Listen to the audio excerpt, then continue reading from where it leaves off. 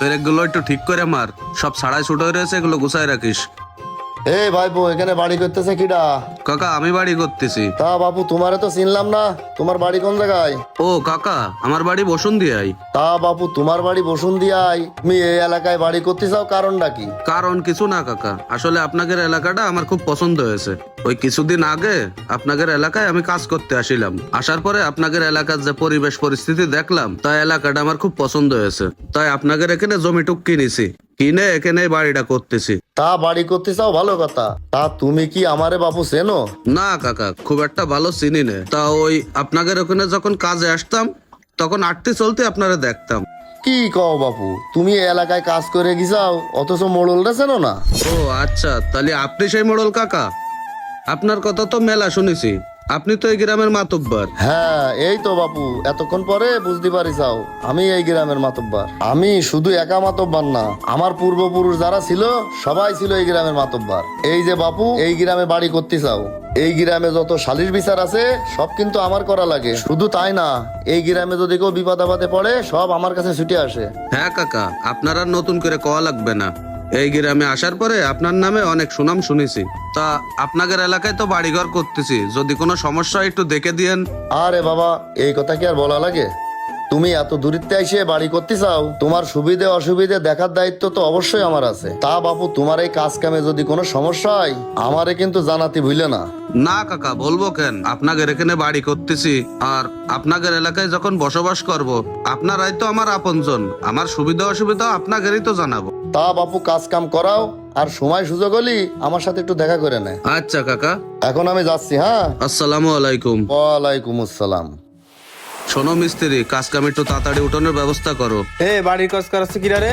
এই তো আমি করাচ্ছি, কি হয়েছে? ভাই এসে কথা বলবে। কোন ভাই? চিনলাম না তো। এ ও কয় কি, ওর কথা শুনে আমার হাসি লাগতেছে। ও বলে নাকি আমার চেনে না। এ তুই এখানে বাড়ি করতেছিস, কার কাছে অনুমতি নিছিস? কার অনুমতি নেব? বাড়ি করতেছি আমি, এখানে আবার অনুমতি নেওয়ার কি আছে? যে কোনো এলাকায় বাড়ি করতে গেলি বড় ভাইদের একটু জানাতে হয়, এটা জানিস না তুই? বাহ, ভালো জ্বালায় পড়লাম তো। জমি কিনেছি আমি, বাড়ি করতেছি আমি, তা এখানে আবার অনুমতি নেব কার কাছ থেকে? তুই তো ভালো তেড়া, অনুমতি নিবি কার কাছ থেকে তুই বুঝতেই পারতেছিস না? ভাই হচ্ছে এলাকার মাথা, ভাইয়ের অনুমতি ছাড়া এলাকায় কেউ বাড়ি তো দূরের কথা, একটা বাথরুমও করতে পারে না। ভাইয়ের কাছ থেকে অনুমতি নেব মানে? ভাই খিডা? বাহ, ভাই কিরা মানে? এ তুই কোন দেশের তাইছিস যে বাইরে জিনিস না? আর তুই এখানে বাড়ি করতেছিস বাইরে না জানায়?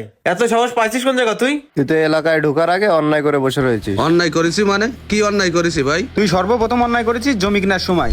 জমি কেনার সময় তো তুই বড় ভাইদের জানাসনি, আবার দ্বিতীয় অন্যায় করতেছিস বাড়ি করার সময়। এখন যাই হোক, তুই যা করছিস ভালোই করছিস। এখন এখন ছেলে পেলের মিষ্টি খাওয়ার জন্য তুই 1050 টাকার ব্যবস্থা কর। 50,000 টাকার ব্যবস্থা করবো মানে? এ তুই কি মঙ্গল ঘরতে আইছিস? যে কোনো এলাকায় এসে নতুন বাড়ি করতে গেলি এলাকার বড় ভাইদের একটু খুশি করতে হয়, এটা কি তুই ভুলে গেছিস? এ ছোট ভাই, তুমি কি ভদ্রতা ভুলে গেছো? আমি কি তোমার বয়সে ছোট? তুমি আমার সাথে এভাবে কথা বলতেছো? এ ওইসব ভদ্রতার স্কুল আমরা পড়িনি। তুই তাড়াতাড়ি টাকার ব্যবস্থা কর, তা নাহলে বলে কাজ কাম বন্ধ হয়ে যাবে না। ভাই কাজ কাম বন্ধ হয়ে যাক আর যাই হোক, আমি আপনাদের টাকা পয়সা দিতে পারবো না। ভাই এর মনে হচ্ছে ভালোভাবে বললি শুনবেন না, 2-4টে দিয়ে দি। দাঁড়া, তুই থাম।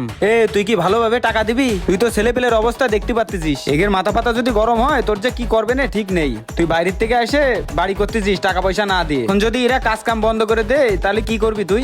ছেলেবেলের মাথা গরম হোক আর যাই হোক, আমি টাকা পয়সা দিতে পারবার না। এ তুই টাকা পয়সা দিতে পারবি না মানে? এ তুই থাম, আমি দেখতেছি তোরে কি করছিস, তুই শুনতে পাচ্ছিস না? এখন টাকা পয়সা দিবি নাকি কাজ কাম বন্ধ করে দেবো? ভাই আমি টাকা পয়সা দিতে পারবো না, যদি পারেন কাজ কাম বন্ধ করে দেখান। টাকা পয়সা দিবি না তুই? দাঁড়া দেখাচ্ছি। এ তোরা সব কাজ কাম বন্ধ কর, যেটা করবি ওটার বলে এ সব কাজ বন্ধ এ কর। ভাই, এসব কি করতেছেন আপনারা? কি করতেছি দেখতে পাচ্ছিস না? কি দেখবো ভাই? আপনাদের এগুলো করা কি ঠিক হচ্ছে? সন্ধ্যের ভিতরে যেন ভাইয়ের কাছে টাকা চলে যায়, তার নয় বলে খবর আছে। ও ভাই আসেন, এই চল সব। এসব ছেলেবেলের বাপ ভঙ্গি তো ভালো লাগলো না, মনে আছে টাকা পয়সা না দিলে এরা শুনবেন না। আচ্ছা কাকা তো কয়ে গেল, যাই কাকার সাথে একটু দেখা করে আসি। আসসালামু আলাইকুম কাকা। ওয়ালাইকুম আসসালাম। তা কি ব্যাপার, হঠাৎ আমার বাসায়? কাকা আসিলাম একটু দরকারে। ও আচ্ছা, তা বসে কথা বলো। আচ্ছা কাকা, বসতেছি। তা কাকা, আপনার কাছে যে জন্য আইছি, আপনি তো জানেন যে আমি আপনাদের এলাকায় জমি কিনে একটা বাড়ি করতেছি। আপনি তো সেখানে যায় দেখে আসিলেন। তা আজকে আমি বাড়ির কাজ কাম চালাচ্ছিলাম, তা হঠাৎ করে আপনাদের এলাকার কিছু ছেলে পেলে কাজের সাইডে গেল।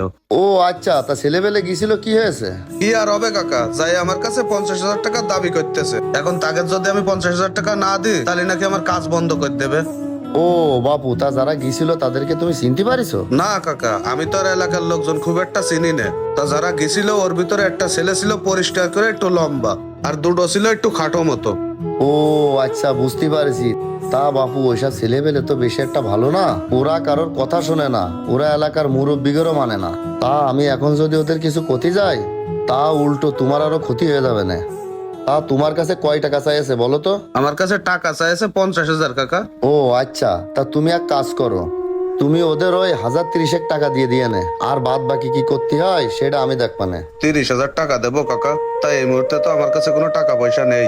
আপনি তো জানেন যে বাড়ির কাজ কাম করতে যায় টাকা পয়সা মোটামুটি খরচ হয়ে গেছে। তো এখন আপনি যখন বলতেছেন তা আমি টাকার ব্যবস্থা করে দিবানে। আচ্ছা ঠিক আছে, ওই তার টাকাটা তাড়াতাড়ি দেওয়ার ব্যবস্থা করে নে, আর যা বলার আমি বলে দিবানে। আচ্ছা কাকা, তাহলে আমি গেলাম। আসসালামু আলাইকুম। ওয়ালাইকুম আসসালাম। এই 50,000 না, ওই 30,000 টাকা দেবে না, ওইটা নিয়ে আমার সাথে দেখা কর, ঠিক আছে? আর ভালো লাগে না রে। আমাদের দেশে এমন হাজারো মুখোশধারী মানুষ আছে যারা সমাজের বুকে সবসময় প্রকাশ করে যে তারা খুব ভালো মানুষ, কিন্তু প্রকৃতপক্ষে তারা বিভিন্ন অপকর্মের সাথে জড়িয়ে থাকে। সেটা না বুঝতে পারেন আপনি, না আমি। তাই আপনি কাকে বিশ্বাস করবেন? যাকেই বিশ্বাস করবেন সেই আপনার ক্ষতি করবে। ভিডিওটি ভালো লাগলে লাইক কমেন্ট শেয়ার করে পাশে থাকবেন। আল্লাহ হাফেজ।